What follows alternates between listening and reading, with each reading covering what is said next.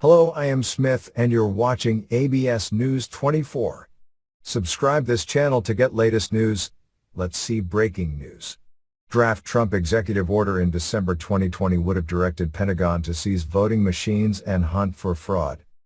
A draft executive order that then President Donald Trump considered signing in December 2020 would have directed the Pentagon to seize voting machines in key states and hunt for evidence of fraud, according to a draft published by Politico.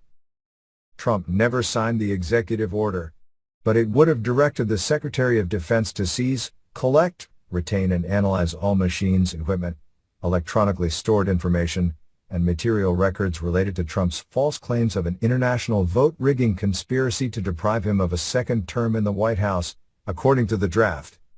It is unclear who wrote the draft order, which is full of legal language asserting presidential powers to seize the election equipment and conspiracy theories about the 2020 election. The draft also said the defense secretary could identify National Guard units to be federalized to help the effort. Any operation for the military or federal agents to seize voting equipment for political purposes would have been unprecedented in U.S. history and tantamount to a coup.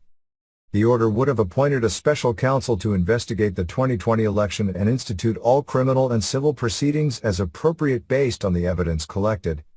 The draft appears to be one of the documents that Trump fought to block from the January 6th Select Committee, which is investigating his attempts to subvert the 2020 election. Addressing the Politico reporting, Representative Elaine Luria, a Democrat from Virginia and a member of the House committee, told CNN's Wolf Blitzer that it's incredibly concerning if this is in fact a verifiable document. "We got 700 pages today," Luria said Friday, of Trump White House documents provided to the committee by the National Archives.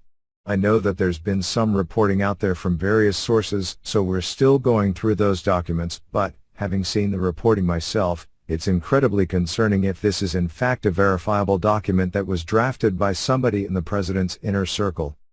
We are looking at this very close, still determining if that reporting is accurate, but it is certainly very concerning."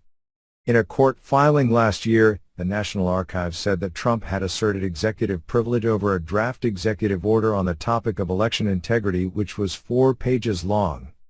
One source who was interviewed by the January 6th committee told CNN they were asked about the existence of a draft memo that outlined plans to seize voting machines, but the source couldn't confirm that the questions were specifically about the draft published by Politico.